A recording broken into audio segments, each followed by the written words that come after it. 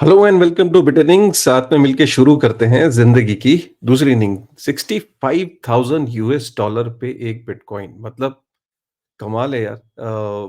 मतलब मैं आपको इस तरीके से देखो कि किसी ने भी नहीं सोचा था कि 60,000 के बाद 62 63,000 के बाद हार्वनिंग से पहले बिटकॉइन अपना ऑल टाइम हाई बना लेगा। किसी नहीं, सारे पंडित, जितने भी गुरु, जितने भी बड़े बड़े महारथी, फाइनेंस के बड़े बड़े पंडित जो हैं, वो सब फेल हो गए। सबने बोला था कि हार्वनिंग के बाद ही होता है कि बिटकॉइन जो है वो अपना ऑल टाइम हाई बनाता है। तो इसीलिए ना बिटकॉइन को प्रेडिक्ट करना, उसके प्राइस को प्रेडिक्ट करना बहुत डिफिकल्ट है, और ये बहुत रिस्की काम भी होता है और बहुत एम्बैरेसिंग भी हो सकता है, क्योंकि बिटकॉइन आपको हमेशा सरप्राइज करता है। बिटकॉइन को आप उसके प्राइस को गेज नहीं कर सकते। मतलब जब बिटकॉइन 800 900 डॉलर पे होता था 2016 17 में, तब भी लोग गेज नहीं कर पाए थे कि कभी बिटकॉइन इतना बड़ा हो जाएगा 6 7 सालों में। अब भी जो उसकी प्रेडिक्शंस आती हैं वो अभी इम्पॉसिबल लगती हैं, लेकिन उनको पूरी तरीके से आप नकार नहीं सकते, क्योंकि जो उसका बेस है, मतलब आप देखो पूरी दुनिया में हर चीज़ इनफाइनाइट है। यहाँ तक कि जो गोल्ड है, हमें लगता है कि गोल्ड फाइनाइट है, लेकिन ज़मीन के नीचे से निकला ही जा रहा है। तो एक गोल्ड एक ऐसी एसेट, या ऑयल एक ऐसी एसेट बोला जाता है कि फॉसिल फ्यूल से बनती है, लिमिटेड है, लेकिन एक ज़माने से ऑयल निकला जा रहा है और अभी भी बहुत रिज़र्व्स हैं, नए-नए रिज़र्व्स मिल रहे हैं। गोल्ड के नए-नए रिज़र्व्स मिल रहे हैं। ओशियन के अंदर तो अभी माइनिंग शुरू भी नहीं हुई है गोल्ड की। तो आप इससे अंदाज़ा लगाएँ कि दुनिया भर में पहली बार एक एसेट है जो कि फाइनाइट है। बाकी जो जितनी भी एसेट्स हैं दुनिया में, जो इन्वेस्टेबल एसेट्स हैं, वो इनफाइनाइट है। यहाँ तक कि जो रियल एस्टेट भी, अगर रियल एस्टेट में आपने एक पर्टिकुलर लोकेलिटी के अंदर लैंड लिया और जब वो लैंड बहुत महँगी हो जाती है, तो उसके बाद कोई और कॉलोनी होती है, वो आपके थोड़ी-सी और आगे जाके कटना शुरू हो जाती है। तो लोग वहाँ पे प्राइस स्टैग्नेंट हो जाता है और लोग दूसरी कॉलोनी पे, चीपर ऑप्शन पे, जहाँ थोड़ा सस्ता है वहाँ पे मूव कर जाते हैं। होता है कि नहीं होता है? ऐसा तो नहीं होता है कि एक फ्लैट कंटिन्यूअसली वो आपको 20x 30x 40x कंटिन्यूअसली करता रहता है। एक पॉइंट पे जाके वो स्टैग्नेंट हो जाती है प्रॉपर्टी, और आपको एक मिनिमल रिटर्न दे रही होती है।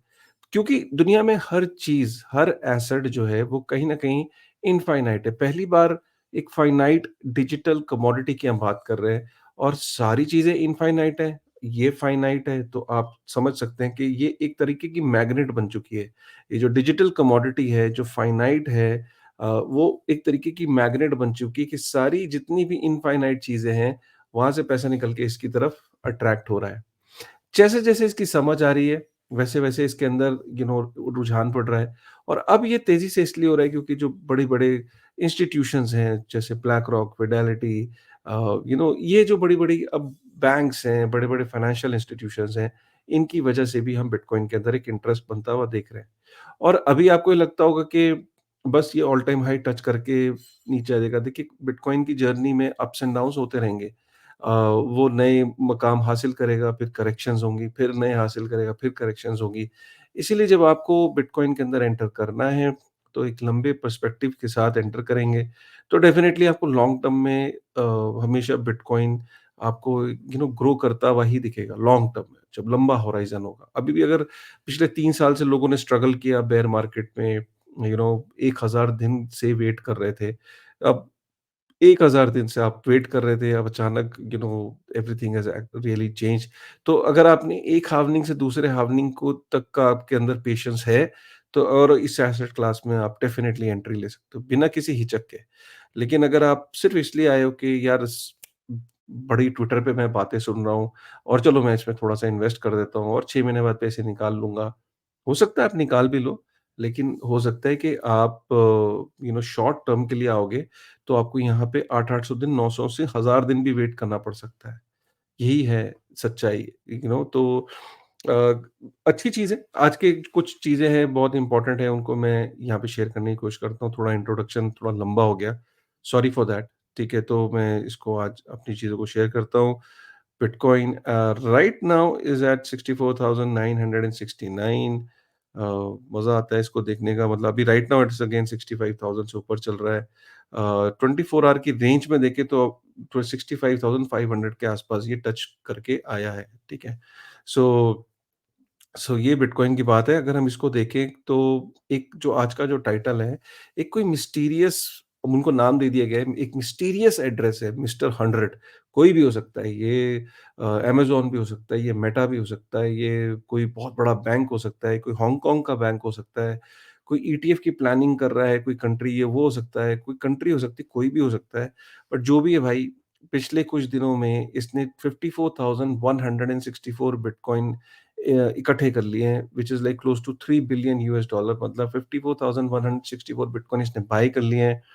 मिस्टीरियस व्हेल है, और व्हेल, और ये जनरली जो बाय कर रही है ये बायनांस और कुकॉइन से बाय कर रही है। तो देखो, बायनांस और कुकॉइन से बाय कर रही है तो इसका मतलब कोई ना कोई बैंक या फाइनेंशियल इंस्टीट्यूशन हो सकता है। क्योंकि अगर कोई इंडिविजुअल होता तो वो हो सकता है अपनी केवाईसी ना करता और वो ओटीसी डेस्क से या पी2पी या माइनर से डायरेक्ट ले रहा होता, राइट? क्योंकि अब वो बायनांस और कुकॉइन से ले रहा है, तो माना ये जा रहा है कि कोई ना कोई कंपनी हो सकती है, कोई रजिस्टर्ड एंटिटी हो सकती है, कोई फंड हो सकता है, कोई कंट्री हो सकती है, कुछ भी हो सकता है। मतलब ये है कि फ्यूचर में बहुत जल्दी इसकी अनाउंसमेंट हो जाएगी, पता लग जाएगा कि कौन है। बट जो भी ये बड़ा नाम है, 54,164 बिटकॉइन, मिस्टर 100 इस एड्रेस को नाम दे देगा, मिस्टर 100। तो ये कुछ दिनों के अंदर आपको हो सकता है अनाउंसमेंट देखने को मिल जाए कि अच्छा, फाइनली ये वो बैंक या इंस्टीट्यूशन था जो बाय कर रहा था रेगुलर बेसिस पे। बिटकॉइन का जो अगली खबर है, बिटकॉइन का जो फ़रवरी था, वो पिछले 10 सालों का सबसे अच्छा फ़रवरी गया है। अगर ये हम देखें 2024 में 44% का रिटर्न दिया है। अगर हम 2023-22 में देखें, किसी भी फ़रवरी के अंदर इतना अच्छा रिटर्न नहीं आया था। लास्ट जो सबसे बड़ा रिटर्न आया था, वो 2021 में 36% का रिटर्न था। तो ये पिछले 10 साल का सबसे अच्छा फ़रवरी था, और पिछले 3 साल में सबसे ज़्यादा जो किसी पर्टिकुलर महीने में जो रिटर्न आया, वो था। तो पिछले 3 साल में आप देख सकते हो, किसी भी महीने में 44% का रिटर्न नहीं था। 2023 में जनवरी के अंदर 40% रिटर्न था। अदरवाइज़ फ़ेब के महीने ने बहुत, मतलब ये फ़ेब ने सबको सरप्राइज़ किया है। मार्च कैसा है? मार्च जनरली नेगेटिव रहता है बिटकॉइन के लिए। 2010 सालों में हमने देखा कि सिर्फ़ 1, 2, 3, 4, 4 ओकेज़न में, मतलब 60% ऑफ टाइम बिटकॉइन ने माइनस मेरा नेगेटिव रिटर्न्स दिए हैं। Only there are 4 occasions in the month of March जहाँ पे बिटकॉइन ने पॉजिटिव। तो क्या वो मार्च वो महीना होगा कि जब थोड़ा-सा हमें करेक्शन देखने को मिलेगी? ये देखने वाली बात है। तो ये था कि फ़ेब सबसे अच्छा महीना रहा बिटकॉइन के लिए, जो 2024 का था। बिटकॉइन के जो माइनर्स हैं, उनके रेवेन्यू जंप किए हैं। 1.39 बिलियन यूएस डॉलर फ़रवरी में आए डिस्पाइट फी डिक्लाइन, और जिसमें 71% उनको ट्रांज़ैक्शन फ़ीस से आया, ऑन चेन फ़ीस से आया, और 70-71% के करीब उनको ऑर्डिनल से आया होगा।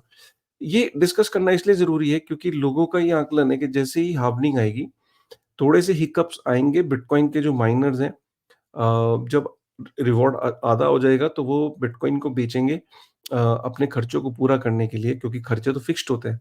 तो इस पे बहुत नज़र बनी रहेगी कि क्या होता है कि बिटकॉइन की हार्वनिंग के आसपास किस तरीके से माइनर्स के रेवेन्यू पे इफ़ेक्ट होता है, किस तरीके से वो चीज़ें होती हैं, वो देखने वाली बात है। लेकिन ये 100% है कि माइनिंग रिवॉर्ड आधे होने से 100% बिटकॉइन के माइनर्स बिटकॉइन को सेल कर सकते हैं। और जब वो सेल करेंगे तो मार्केट में पिछले साइकिल्स की तरह सेलिंग प्रेशर आप देखोगे ज़्यादा होगा, और जब सेलिंग प्रेशर ज़्यादा होगा तो बिटकॉइन की प्राइस डंप कर सकता है हार्वनिंग के बाद, राइट? ऐसा पिछली साइकिल्स में भी देखा गया है। ये एक ट्विटर हैंडल है फ्रेड क्रूगर का, काफ़ी माना जाता है ये ट्विटर हैंडल, इनकी जो रिसर्च और एनालिसिस है, इनका ये इन्होंने एक ग्राफ बनाया है। देखिए ग्राफ बड़ा खूबसूरत लग रहा है आपको। तो ये ग्राफ जब से बिटकॉइन ओरिजिन हुआ है तो ये इसका मूवमेंट है, ये कैसे एक ट्रैजेक्टरी फॉलो कर रहा है ऊपर की तरफ। जैसे-जैसे साल बीत रहे हैं और उसका प्राइस ऊपर की तरफ बढ़ रहा है। करंटली अगर हम देखें तो 2024 में हम रफली इस रेंज पे हैं, व्हिच इज़ क्लोज टू 60-65,000, ठीक है? और ये इस तरीके का चार्ट बन रहा है। अगर ये इसी पैटर्न को, अगर आप पैटर्न में देखें, सिमिलैरिटी है, ये इसी ज़ोन में बढ़ रहा है, एक इसका ज़ोन है, ये एक पाथ है, उस पाथ को ये ब्रेक नहीं कर रहा है। और उस पाथ के अगर हिसाब से हम चलें, तो बाय द टाइम 2033 बिटकॉइन जो है वो 1 लाख यूएस डॉलर का हो जाएगा। Right? Sorry, 1 lakh US dollar का नहीं, 1 मिलियन यूएस डॉलर का। 1 लाख यूएस डॉलर का तो 2000, अगर हम इस चार्ट के हिसाब से देखें तो 2025 या 2024 में 2025 के आसपास जो है वो बनना चाहिए। राइट? 2025 की शुरुआत में या मिड में, राइट? और अगर हम 1 मिलियन यूएस डॉलर की बात करें तो 2033 में 1 बिलियन यूएस डॉलर जो है वो टच करना चाहिए, और 1 बिलियन यूएस डॉलर जो है 2041 के आसपास, राइट? 2041 का मतलब हुआ कि आफ्टर 17 इयर्स फ्रॉम नाउ, ठीक है? So this is the kind, so अब इस चार्ट को अगर आप देखिए तो ब्यूटी ये है कि एक पाथ को फॉलो कर रहा है ये चार्ट। इस रेंज को ये ब्रेक नहीं कर रहा। ऐसा नहीं है कि ये पूरी कहीं एक एक पर्टिकुलर रेंज में ये चार्ट एक ट्रैजेक्टरी को फॉलो कर रहा है। जैसे गाड़ी का रास्ता है, वो एक पाथ के ऊपर चल रहा है और वो एक डिफाइंड है जैसे। तो उस तरीके से अगर हम इसको चार्ट को देखें तो ये आगे इस तरह की प्रेडिक्शंस बनती दिख रही हैं। और हम देखें गोल्ड के साथ अगर कंपैरिज़न करें बिटकॉइन का, तो यहाँ पे बहुत अच्छी बात लिखी है कि इस टाइम 1 किलो बार जो है, 1 KG of gold bar is equal to 1 bitcoin. तो आगने वाले टाइम में यही चीज 100 आउंस का एक बार या से लेके 400 आउंस पर बार, मतलब 100 आउंस की जो 100 बार्स और 1 आउंस की एक बार, तो आप तो पर बिटकॉइन वो रेंज हो सकती है, या 400 आउंस के bars, 400 bars gold bars 1 ounce की, तो वो that can be equal to 1 bitcoin. But अगर हम देखें तो इस चार्ट को अगर हम देखें तो इस चार्ट के हिसाब से ये लगता है कि बिटकॉइन ने continuously when when it is compared with gold, gold के पेयर के साथ अगर इसको कंपेयर करो, तो बिटकॉइन हैज आउट परफॉर्म्ड, ठीक है, गोल्ड इन एवरी सेंस। ठीक है, इसको देख लिया। अब हम देखते हैं मॉर्गन स्टैनली जो है, वो इनडायरेक्ट एक्सपोज़र टू बिटकॉइन, मतलब मॉर्गन स्टैनली का ये कहना है कि जो उसके बड़े-बड़े जो फंड्स हैं, राइट? जो मॉर्गन स्टैनली के जैसे म्यूचुअल फंड्स होते हैं, तो म्यूचुअल फंड्स अलग-अलग कंपनीज़ में इन्वेस्ट करते हैं। म्यूचुअल फंड्स जैसे हमारे यहाँ टाटाज़ में करते हैं, रिलायंस में करते हैं, अलग-अलग इंडस्ट्री में करते हैं, उस इंडस्ट्री के अंदर जो कंपनीज़ है उसमें करते हैं। सिमिलरली मॉर्गन स्टैनली ने बोला कि जो उनके जो फंड्स हैं, उन फंड मैनेजर्स को बोला गया है कि वो 25% मैक्स एलोकेशन जो है वो बिटकॉइन ईटीएफ को भी दे सकता है। सो इसका मतलब मॉर्गन स्टैनली बिटकॉइन में इनडायरेक्टली जो है बिटकॉइन ईटीएफ के थ्रू एक्सपोज़र लेने की बात कर रहा है, जो एक्जिस्टिंग फंड्स हैं। तो ये एक बहुत बुलिश न्यूज़ है। इस चार्ट के हिसाब से, इस न्यूज़ के हिसाब से अगर हम देखें तो पूरी हिस्ट्री में, बिटकॉइन की हिस्ट्री में, बिटकॉइन ने सिर्फ 0.81%, मतलब 0.81%, 1% भी नहीं, 0.81% ऑफ इट्स लाइफ अबव $60,000। $60,000 से ऊपर बिटकॉइन बहुत कम रहा है। अगर हम देखें तो बिटकॉइन $30,000 से ऊपर 670 दिन रहा है, मतलब 12% अपना वो उसने लाइफ अपनी $30,000 से ऊपर बिताई है। $40,000 से ऊपर 420 दिन बिताए हैं, $50,000 से ऊपर सिर्फ़ 163 दिन बताएँ बिताए हैं। और इसका मतलब ये है कि बिटकॉइन ने $50,000 से ऊपर सिर्फ़ 2.94% दिन बिताए हैं और $60,000 से ऊपर सिर्फ़ 0.81%। सबसे ज़्यादा जो दिन बिताए हैं बिटकॉइन ने, वो $20,000 से ऊपर जो हो रहा है, 19% of its existence, right, has been above $20,000। So इसीलिए $60,000 पे इतने दिन बिटकॉइन को देखना एक अपने आप में थोड़ा-सा सरप्राइज़ करता है, अचंभित करता है। But these are obviously past data. But अगर बिटकॉइन को अपना ऑल टाइम हाई बनाना है, तो उसे $60,000 से ऊपर ज़्यादा टाइम वो सस्टेन करेगा आने वाले टाइम में भी, ठीक है? बिटकॉइन को 5,540 दिन हो गए हैं चलते हुए। सो कई बार हमें लगता है कि बिटकॉइन बहुत पुराना हो गया है, बोरिंग हो गया है। It has not even started yet. 5,540 days only and the game has just began, ठीक है? एक एक अच्छी चीज़ यहाँ पे इसने लिखी है, स्टैक होल्डर, इसका ट्विटर हैंडल बहुत अच्छा लगता है मुझे। इसने लिखा है कि यार, इमेजिन करो एक टाइम जब सऊदी अरेबिया और कतर जो बिटकॉइन को, ऑयल को बेच के जितना रेवेन्यू आ रहा है, उसको वो बिटकॉइन में स्टैक करना शुरू कर दे, तो अभी वो डॉलर में बेचते हैं, डॉलर में ही बेचेंगे, लेकिन जो रेवेन्यू जनरेट होगा, वो गोल्ड की जगह या डॉलर में रखने की जगह वो बिटकॉइन को स्टैक करना शुरू कर दें, तो क्या होगा? राइट? तो जस्ट इमेजिन, आई मीन, यहीं से रिलेटेड एक एक और खबर है कि ये बड़ी इंपॉर्टेंट खबर है, गल्फ से रिलेटेड, कि जो एमीर ऑफ कतर है, जो कतर का जो अमीर है, उसको एल सल्वाडोर के अंदर देखा गया सितंबर के अंदर, वो मिलने गया, ठीक है? माना ये जा रहा है कि बुकेले ने उसको पूरा बिटकॉइन का जो ऑरेंज पिल है वो दे दिया। मतलब कि पूरा बिटकॉइन समझाया कि कैसे bitcoin is helping his country, you know. So Qatar के अमीर का हवाई जहाज़ अभी जो जो बिटकॉइन की एक बहुत बड़ी कॉन्फ्रेंस हुई है मडेरा में। मडेरा के अंदर जहाँ माइकल सेलर वगैरह भी थे, वहाँ पे ये जहाज़ देखा गया, कतर का, अमीर का जो प्लेन है। सो स्पेकुलेशन ये है कि एमीर जो है कतर का, he might be very interested in bitcoin and the if he has attended this conference and he has gone to El Salvador, there is something which is cooking. So we will keep an eye on it, let's see how things turn up. ठीक है। Wells Fargo and Bank of America मैंने पहले भी cover करी थी। मैं America's Merrill Lynch are now offering spot bitcoin ETFs to client, right. तो ये एक स्टांस में उनका पहले नहीं था, अब उनके चेंज हो गया है। अगर हम बिटकॉइन की ओवरऑल बिटकॉइन ईटीएफ की बात करें, तो जो 1 मार्च था, क्योंकि अब आज मार्केट्स खुलेंगी यूएस में, 1 मार्च को आउटफ्लो था, राइट? तो काफ़ी दिनों बाद एक आउटफ्लो देखने को मिला। बट ओवरऑल अगर हम देखें तो 7.3 billion US dollar has entered into bitcoin net में। वैसे तो बहुत ज़्यादा है, लेकिन क्योंकि सेलिंग भी है, तो अगर हम नेट ऑफ करते हैं तो 7.3 billion has gone into bitcoin. Average अगर हम देखें तो 210 मिलियन यूएस डॉलर बिटकॉइन में हर दिन आ रहा है, और मैक्सिमम देखें तो 673 मिलियन बिटकॉइन के अंदर एंटर कर रहा है। राइट, ये अगर हम देखें वीकली, एक ही हफ्ता था, तीसरा हफ्ता जब बिटकॉइन का आउटफ्लो था ज़्यादा। अगर हम वीक 1, वीक 2, वीक 4, वीक 5, कोई भी एक ऐसा वीक नहीं है जहाँ पे बिटकॉइन जो है वो अ, ज़्यादा डिमांड में नहीं है। अगर हम 8वीं वीक की बात करें, 30,000 बिटकॉइन जो है वो बिटकॉइन जो है वो डिमांड में आए। अगर हम ओवरऑल देखें तो हर दिन 900 बिटकॉइन आते हैं, और अगर हम 900 को 30 से मल्टीप्लाई करें, राइट? 9 तो 9 तो 2700 बिटकॉइन, राइट? 27,000 बिटकॉइन अगर उसमें आएँगे, तो आप इससे अंदाज़ा लगाएँ कि 8वें पूरे महीने में 27,000 बिटकॉइन प्रोड्यूस हो रहे हैं, और 1 हफ्ते के अंदर 30,000 बिटकॉइन की डिमांड है। सो ये इससे आप यू कैन फिगर आउट कि why there is so much bullish sentiment in the market, because every week there is a huge demand by bitcoin ETF companies. एक नैरेटिव ये आया था कि बिटकॉइन की जो ओटीसी डेस्क है, उसमें बिटकॉइन खत्म हो गया है। इसको इस ट्विटर हैंडल ने यहाँ पे बस्ट किया है कि नहीं, it is not true. Coinbase prime process 7 billion transaction last Friday.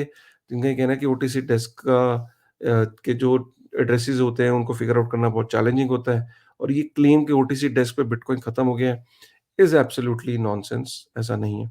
Indonesia में जो जैसे सेबी होता है, वहाँ इंडोनेशिया के जो कमोडिटीज़ रेगुलेटर है, उसने फाइनेंस मिनिस्ट्री को बोला है कि क्रिप्टो टैक्सेस को हमें रिव्यू करना चाहिए, ठीक है? बाइनेंस ने ये बोला है कि भई उनकी जो करेंसी फॉल हुई है, उसमें उस नहीं, जो नाइजीरिया ने बोला है कि जो उनकी करेंसी जो फॉल हुई है नायरा, उसके पीछे बाइनेंस का बहुत बड़ा हाथ है, और उन्होंने अपना सारा ठीकरा जो है, सारी नाकामी, कि नायरा जो है वो इतना ज़्यादा उसकी जो जो डिबेस हुई है, डिवैल्यू हुई है, उसकी जो जो यूएस डॉलर के सामने जो उसकी करेंसी इतनी वीक हुई है, उसमें बाइनेंस का बहुत बड़ा हाथ है, क्योंकि बाइनेंस ने उनको उनके देश में क्रिप्टो को जो है वो प्रमोट किया, और क्रिप्टो का एक्सेस दिया। क्रिप्टो की वजह से हुआ, क्रिप्टो को लाने वाला जो है वो बाइनेंस है। तो उन्होंने उनको 10 बिलियन यूएस डॉलर का फाइन प्रपोज़ किया है, और समन किया है कि अगर बाइनेंस के टॉप एग्जीक्यूटिव नाइजीरिया नहीं आएँगे, तो they will face you know heat from Nigerian government. जाते-जाते बालाजी श्रीनिवासन का कहना है कि जो बिटकॉइन की ईटीएफ है, ये एक तरीके की, इन्होंने एक बार स्टांस चेंज किया है। इनका ये कहना है कि एक बारी यूएस के अंदर गोल्ड सीजर का कानून आया था, कि जो लोगों के पास गोल्ड है, उसको गवर्नमेंट ने बोला था कि कानून लाके कि भई गोल्ड जो है वो जमा कराओ गवर्नमेंट के पास, राइट? तो सिमिलरली गोल्ड ईटीएफ कुछ नहीं है, गोल्ड बिटकॉइन सीजर का एक तरीका है, जहाँ पे people are just having a digital paper in their hand that represent bitcoin, but actual bitcoin उनके हाथ में नहीं है। Actual bitcoin will be with the governments, with the institutions like BlackRock. तो ये इनका कहना है कि people are maybe upbeat about it, that these institutions are entered into the space, but somewhere obviously they are not owning the original Bitcoin. The They're just holding a paper Bitcoin, and he's very concerned about the future that somewhere जो लोगों के हाथ में है वो एक digital paper होने वाला है। बिटकॉइन तो रियलिटी में इंस्टीट्यूशन के पास बहुत तेज़ी से एक्यूमुलेट हो रहा है, राइट? तो ये इनका टेक है। सो ये थे आज के कुछ ताज़ा खबर, और उम्मीद करता हूँ आपको ये आज के कुछ न्यूज़ आर्टिकल्स आपको पसंद आए। अगर पसंद आए तो प्लीज़ एक बारी कमेंट करिएगा, लाइक करिएगा, शेयर करिएगा, और अगर चैनल पे पहली बार आए तो प्लीज़ सब्सक्राइब करे बगैर मत जाइएगा। ठीक है? With this thought, thank you very much.